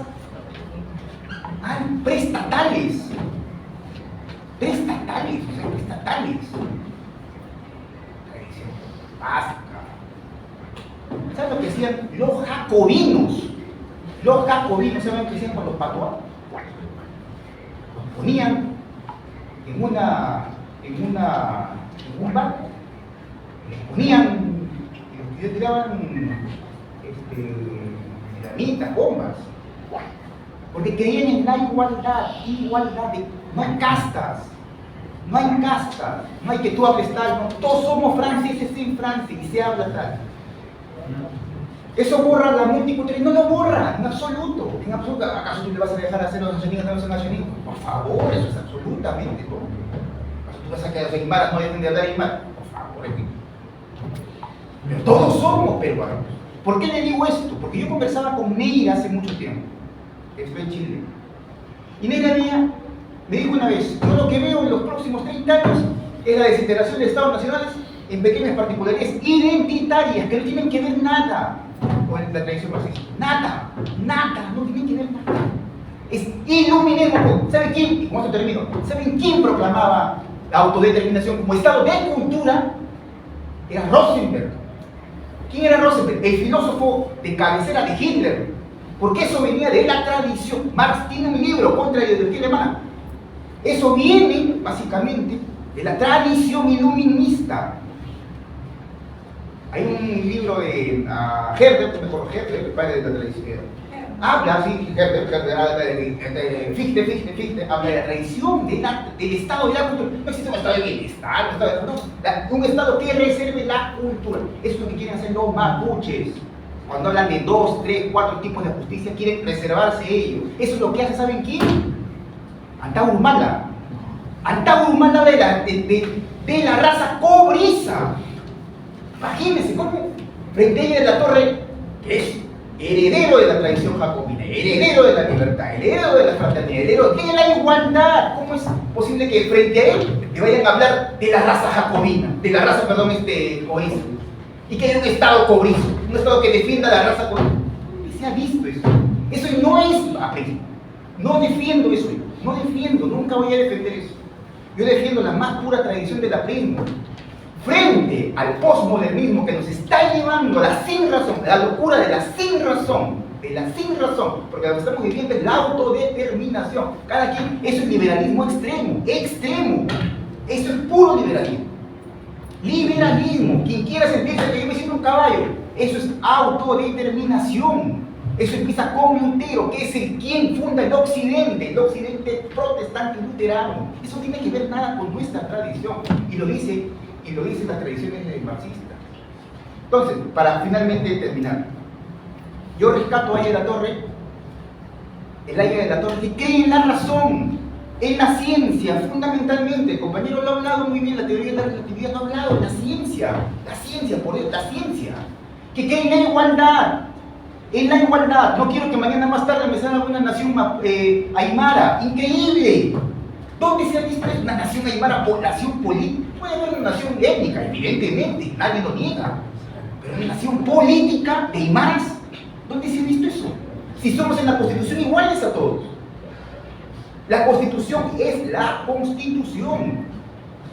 Allí igual a todos. Esa tradición viene de 1789, de 1791, no viene de otra tradición. Nosotros somos herederos. Por eso cantamos la Marsellesa. Frente al posmodernismo, frente a las teorías de la izquierda indefinida, que no tiene nada que ver acá. Verónica Mendoza habla de cosas que no tienen que ver nada en el sentido popular. A ver, pregúntale al mundo popular si siente lo que Verónica Mendoza siente. Por eso viene alguien, un analfabeto como Pedro Castillo, y habla de las tradiciones populares, habla de izquierda popular. Nosotros siempre hemos sido eso. Y él toma las banderas de eso. ¿Qué se atreve? ¿Por qué se atreve a tener eso? Y nosotros podemos comprender mucho mejor las tradiciones populares. Alguien habló de conservadurismo. ¿Qué tiene que ver el conservadurismo? Acá no tiene nada que ver. Conservadurismo, ¿qué tiene que ver? O sea, nosotros no somos conservadores en absoluto. Nunca hemos sido conservadores. Siempre hemos sido antiestablecimiento. Siempre. Perdón, usted está hablando fuera del foco varias cosas y está aprovechándose de estar ahí. No le acepto porque usted está tergiversando. Ya, así es que concentre. Aquí nadie ha hablado de naciones, sino de lenguas. Primero estudie bien. Yo soy formado, no en una universidad peruana solamente, y he tenido maestros que me han sabido guiar, y Aya de la Torre me supo enseñar. Así es que todo lo que usted dice es mucha pasión y poco cerebro. Aquí escuchamos a todos, pero trate usted de tener la suficiente capacidad de saber qué es lo que uno ha dicho y qué es lo que estamos planteando. Nadie ha hablado aquí de lenguas como una nación. Hay que entender bien para poder explicar al auditorio. No me referí a usted, compañero, disculpe, solamente termino. Nosotros no somos la izquierda indefinida, no somos nosotros. Si quieren hablar de izquierda, nosotros somos la izquierda definida como un Estado definido. El Estado imperialista. Definido. En un mundo de plataformas continentales no puede desaparecer. Los liberales piensan que desaparece. Bueno, los liberales piensan que el comercio soluciona todo. A ver, de Alemania y Rusia. Cuando se entraron en su gas, el Strong número 2. Díganle, los liberales, a ver, el comercio soluciona problemas. No puede ser un problema. Lo que funciona son las dialécticas de imperio, que ella de la Torre lo sabía muy bien. Lo entendía muy bien. Yo quiero terminar. No quiero entrar en contradicciones con nadie. Simplemente quiero, desde mi punto de vista, rescatar, no digo ni nada, pero rescatar lo que nosotros siempre hemos sido. Somos el partido de la igualdad. Entiendo que hay desigualdades en el sentido de cada uno puede tener, pero somos un partido de igualdad política, somos el partido de la nación política, no somos Verónica Mendoza, no intentamos ser Verónica Mendoza, somos el partido del mundo popular, y ahí somos el partido, y vamos a seguir siendo el partido del mundo popular, y es importante decirlo. Con esto quiero hacerle una jugada, no una jugada, quiero decirlo directamente, necesitamos renovar el partido, renovar. Adelante, Carlos Panda, con su segunda y final intervención. Sí, muchas gracias, Enrique, y a todos los participantes por acompañarnos esta noche. En realidad, yo sí estoy contento porque hay un debate de ideas. Creo que eso es muestra de un partido vivo, ¿cierto? Es un partido vital, o sea, que Germán Peralta discute los argumentos con solvencia del expositor y el expositor a su vez. Eso es parte de un partido que tiene vida. Y yo por eso, Enrique, estoy muy contento de estar esta noche acá, de verdad, porque creo que la confrontación de ideas nunca debemos perder.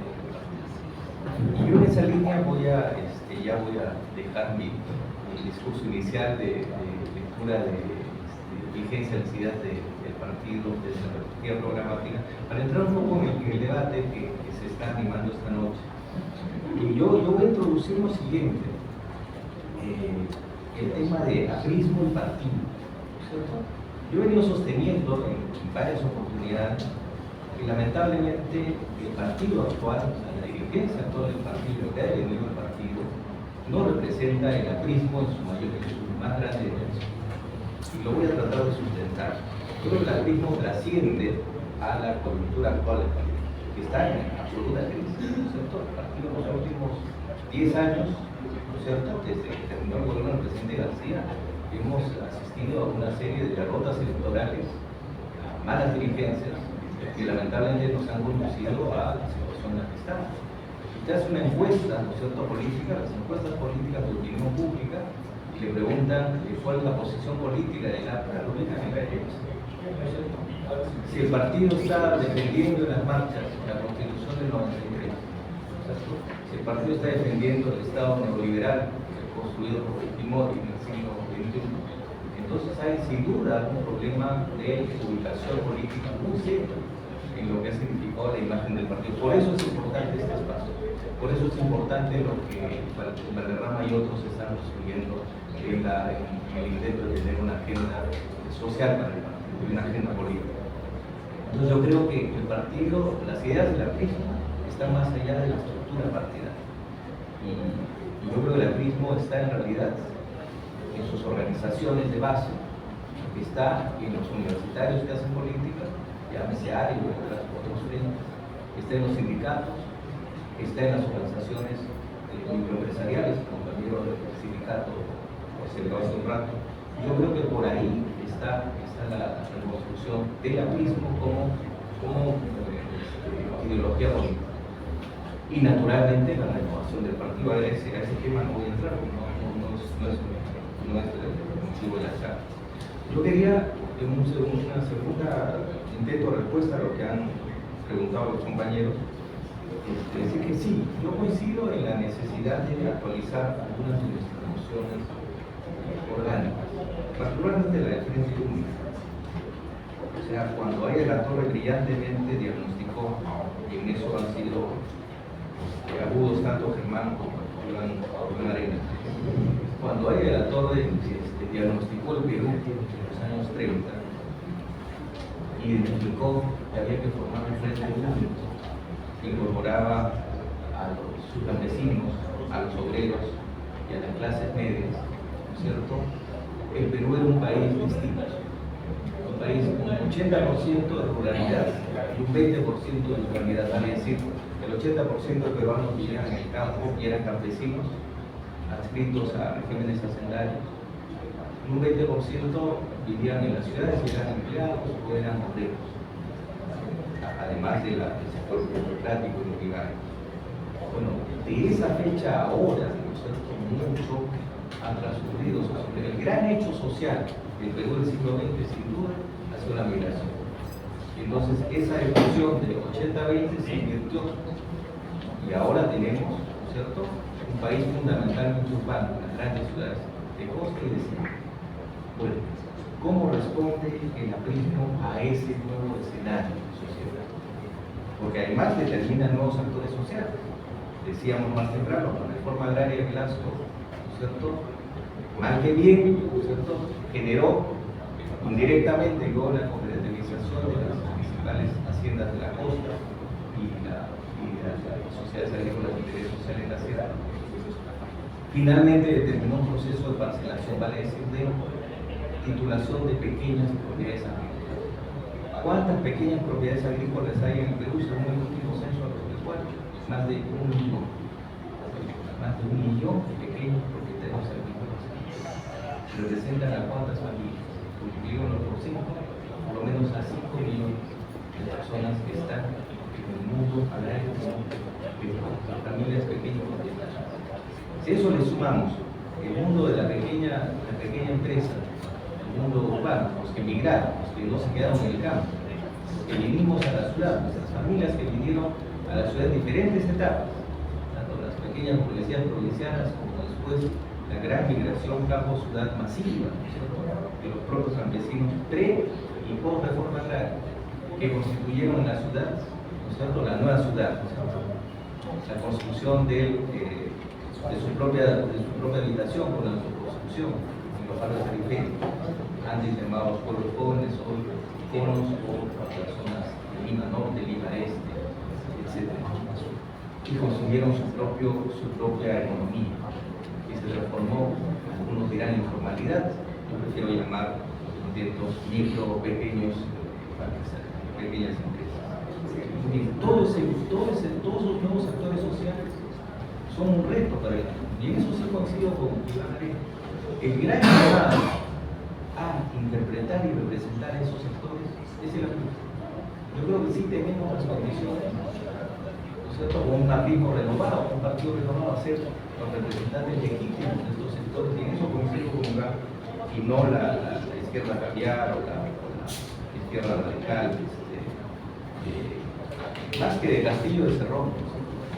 Yo creo que ahí hay que hacer el equilibrio, y entonces somos los llamados. Pero para eso, yo diría que con eso termino mi intervención. Más que congreso ideológico, yo creo que lo que tenemos que hacer es validar el aprismo en la sociedad primero. O sea, construir agendas sociales, reconstruir el trabajo en las bases, y luego ir naturalmente a una confrontación democrática dentro del partido para renovar. Yo creo, y yo con eso no voy a decir, creo, algo que todos ustedes conocen, creo que la dirigencia actual del partido ya fue, como dicen los jóvenes, que hay que entrar a un relanzamiento partidario, una renovación. Pero primero hay que validar el aprismo de la sociedad. Bien, yo me quedo ahí. Muchas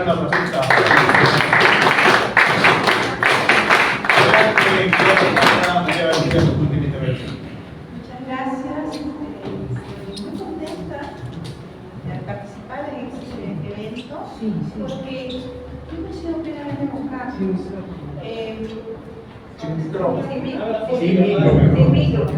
Le señalaba que estaba muy contenta de participar en este evento, porque raras veces vemos tanta pasión, tantas ideas y planteamientos. No tenemos que estar de acuerdo, porque inicialmente de lo que se trata es de debatir. Del debate surgirán los planteamientos nuevos o retomados, reformulados, modernizados, lo que sea vigente e importante para el partido. Yo creo que un partido no puede plantear cambiar una sociedad si es que primero no se estructura bien, no se actualiza bien, no lee bien un país y el escenario global. Y creo, y por eso también acompaño hace mucho tiempo a mi amigo, mi hermano, mi gran amigo, y a todo un grupo de gente, de equipo, del cual obviamente todos estamos invitados a participar, con Quique, porque es un espacio para eso, para debatir intensamente. El Perú hace tiempo que no debate con ideas. ¿Saben cómo debate el Perú? Con dinero o con insultos. o inquinas, o con distracción, con luz. Y lo que yo veo en Iván, en Germán, en Quique, en Carlos, en cada uno de ustedes, son lecturas del país, son ideas. Podemos tener discrepancias, obviamente. El partido desde sus bases en algún momento podrá ir sacando luces de lo que nosotros vamos debatiendo y discutiendo, de lo que ustedes mismos plantean. Lo cierto es que el país sí es heterogéneo y que nos vemos obligados a leerlo bien. Existe un mapa etnolingüístico, etnocultural, diverso, y que si traducimos mal, conllevará que lo gobernemos mal. ¿Existen diferencias de género? Claro que existen. Las mujeres no ganamos igual que los hombres. Las mujeres campesinas no ganan igual, no tienen las mismas posibilidades de acceso a la propiedad que los hombres campesinos. La crisis actual, la recesión actual, ha golpeado más a las mujeres que a los hombres. Nos somete a las mujeres, por ejemplo, a caer en el ámbito de la informalidad. La informalidad puede ser prometedora en algunos aspectos, pero es un gran problema para el acceso a la seguridad social, por ejemplo. Es un gran problema con el tema del uso del tiempo, para el reconocimiento de derechos. Nos convierte en ciudadanas de segunda categoría cuando no tenemos ya ni siquiera informales, sino somos niños, las niñas, las que ni estudian ni trabajan. Entonces, yo creo que esta mesa sale eso, ¿no? Ideas, planteamientos, temas para discutir, para debatir intensamente. Hay gente que se ha comprometido a estudiar el APRA además. Porque yo no he venido a decir lo que me nace de los foros, sino el resultado de lo que he estudiado. Cuando dije que el APRA no solamente era un partido que estaba compuesto por 3 grupos en su origen, sino también por las mujeres, y que las mujeres eran minoritarias, poco representativas en los 3, era porque estadísticamente lo puedo demostrar. Porque tengo un estudio de más de 20 años sobre las mujeres apristas, del 30 al 48. No se me ocurrió recién. La Revolución Francesa, que señaló Iván muy bien, tuvo muchos deseos de igualdad, pero a las primeras que le cayó la voz, una vez se instalan en Robespierre, fue a las mujeres. Olimpia de Gouges fue guillotinada cuando sacó su documento, el resultado de eso, réplica, cuando se publicó los derechos de la mujer y la ciudadana, inmediatamente ella publicó los derechos de la mujer y la ciudadana. ¿Y qué le pasó? Y de esa manera, las mujeres, en esa revolución, que no fue tan revolucionaria para ellas, y ni siquiera para todos los hombres, porque la revolución de Haití no se dio en el aire, se dio contra el colonialismo francés, pero a su vez aprovechando, como bien señaló Iván, el discurso de la revolución. Entonces es muy interesante ver las lecturas, los contextos. Y eso hemos, creo, nosotros querido conversar, dialogar y exponer, que el APRA tiene una tradición histórica, va a conmemorar o celebrar, que son las dos cosas. Yo creo que no solo es una conmemoración, también es una celebración, que un país tan difícil como el Perú tenga un partido, uno de los partidos de mayor longevidad, y que además un partido que no esté negando sus orígenes, sino los esté rescatando y más bien pretendiendo, y ahora que nos queda, ¿cómo actualizamos esto? Eso es de una lucidez, de una necesidad, de una cultura pactista además. El APRA es un partido que tiene una cultura del pacto político, y está bien. Del acuerdo político, de los disensos también tienen que salir los acuerdos, de la necesidad de gobernabilidad. Y eso es hermoso, necesario, urgente. Porque la agenda social es eso, invitar a distintos personajes, personas que tienen un dominio de lo público, una experiencia de lo público, un conocimiento de ese Perú profundo, de ese Perú contemporáneo, para plantear alternativas. Y significará tomar decisiones y riesgos, porque cuando se gobierna se asumen riesgos. Veremos si será con los informales que nos señala Iván, si será de pronto o incorporar otras demandas, pero pensemos en eso, pensemos en la urgencia que tiene el país de tener un partido como el APRA, de cambiar dirigencias, no por los rostros, no por los rostros, sino por lo que significa eso, por la necesidad de democratizar desde abajo, y porque necesitamos dirigentes, sí, pero dirigentes a la altura de Ayala de la Torre, a la altura de Giovanni, a la altura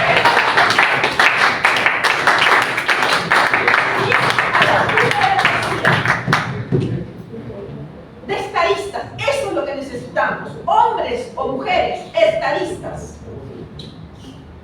Eso es todo de mi parte. Muchas gracias.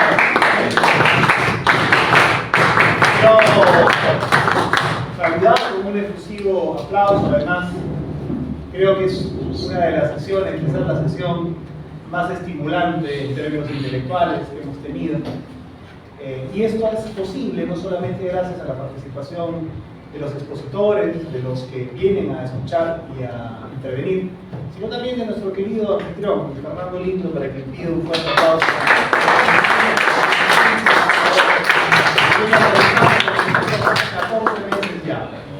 Y comprometernos a todos y cada uno de ustedes para poder replicar la agenda social.